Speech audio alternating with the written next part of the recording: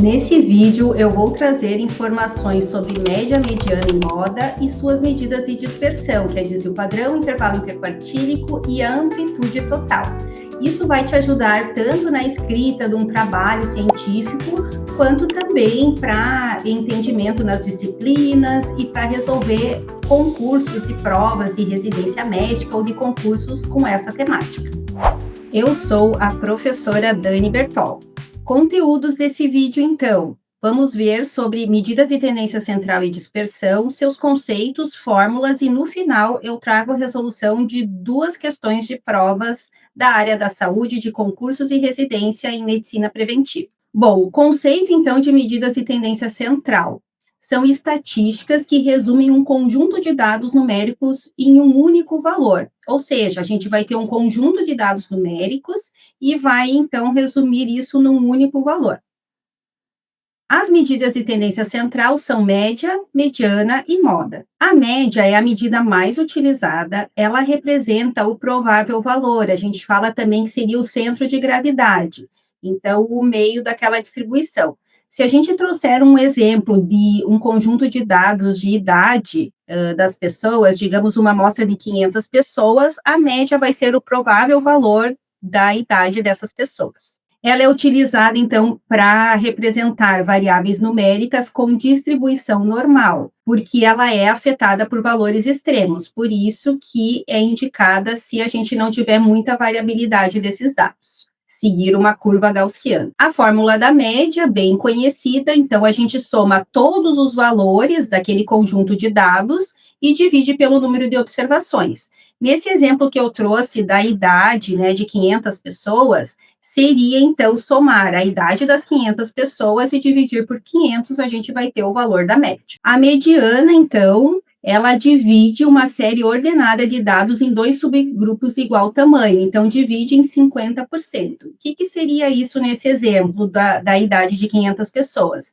A gente colocaria em ordem crescente os valores de idade das pessoas, o valor da idade que estiver bem no meio, que é os 50%, vai ser o valor da mediana. Por isso, ela é indicada de ser mostrada num trabalho, enfim, quando as variáveis numéricas são assimétricas, ao contrário da média, que é quando ela é simétrica. Então, se a gente tiver valores discrepantes, valores extremos, uma pessoa muito velha nesse conjunto ou muito jovem, é ideal, então, que a gente mostre em mediana. Claro que, estatisticamente falando, a gente passa um teste de normalidade para saber se essa variável numérica seguiu uma distribuição normal ou não para apresentá-la em média ou mediana. E por isso, consequentemente, ela não é afetada por valores extremos, novamente ao contrário da média, que é afetada por valores extremos. A fórmula da mediana é N mais 1 dividido por 2, então o número de observações mais 1 dividido por 2.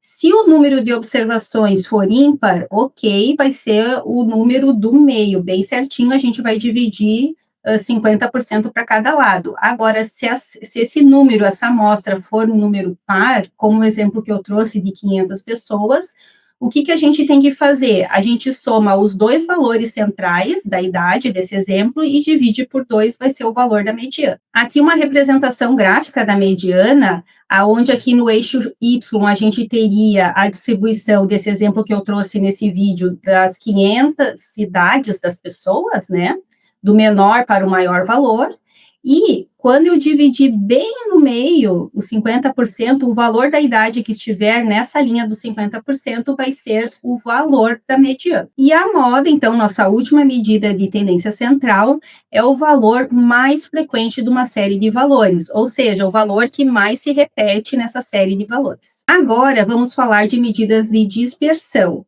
Lembrando que é muito importante, quando você estiver escrevendo um trabalho, que não apresente só as medidas de tendência central.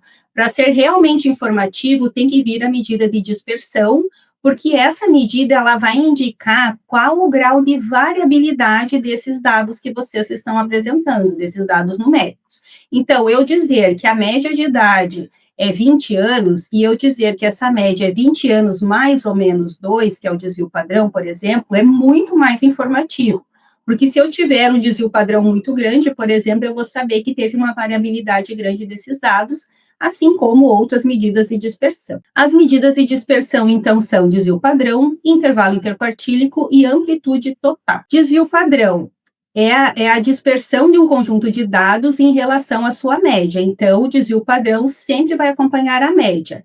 E ele é a raiz quadrada da variância, essa é a fórmula dele. Por que eu coloquei esse conceito aqui? Porque muitas vezes isso cai também em provas de concurso da área da saúde. O que é o desvio padrão? Ou coloca no enunciado. A raiz quadrada da variância representa a medida, aí a resposta é desvio padrão. Então, é importante saber esse conceito da fórmula do desvio padrão. Aqui a fórmula do desvio padrão, então, e temos o intervalo interquartílico. O intervalo interquartílico é a medida de dispersão que acompanha a mediana, então ela também é posicional. Lembrem que eu falei que a mediana, ela representa o corte no meio, né, os 50%, que a gente pode chamar também de percentil 50. E o intervalo interquartílico, que vai vir junto com a mediana, é o percentil 25 e o percentil 75. Então, 75% e 25%. Bom, voltando para aquela representação gráfica, o nosso intervalo interquartílico seria o valor que vai estar, então, nessa posição aqui, 25%, que a gente também chama de primeiro quartil, porque a gente está dividindo em quartis esses dados, né? Por isso que é intervalo interquartílico. E a posição 75% vai ser o quartil 3, que é a medida final, né, o intervalo superior do nosso intervalo interquartílico. Então, no nosso exemplo, né, a idade que estiver aqui nessa posição 75 e nessa posição 25 vai ser o nosso intervalo interquartílico. E a amplitude total é a medida de dispersão que acompanha a moda, e nada mais é que pegar o valor máximo e diminuir do valor mínimo. Isso é amplitude total. A moda não é muito utilizada na área da saúde, ou não é muito utilizada com esse nome, mas às vezes a gente pode ver descrito, a maioria das pessoas teve a idade tal, usando o nosso exemplo da idade, e variou de tanto a tanto. Isso nada mais é que falar sobre a moda. Agora, então, vamos resolver questões de prova de residência médica ou multiprofissional sobre a temática desse vídeo. Quero já falar para vocês que é bem importante também saber o título, né? Quais são as medidas de tendência central e quais são as medidas de dispersão, que às vezes isso é já a resposta da questão, né, para vocês acertarem a questão dessas provas. Então, a questão número 1, bem simples, em geral as questões sobre essa temática são bem simples assim. E a questão número 2, eu já trago uma questão um pouquinho mais elaborada como exemplo, que são questões que tem que fazer um pequeno cálculo. Então, vamos lá. Considerando uma distribuição não normal de dados, qual seria a medida mais indicada para ser utilizada para representar a tendência central? Olha aqui, então ele está pedindo tendência central e uma distribuição não normal. Então, lembrando, média é para distribuição normal e é uma medida de tendência central, mas não vai ser porque ela não está pedindo a não normal.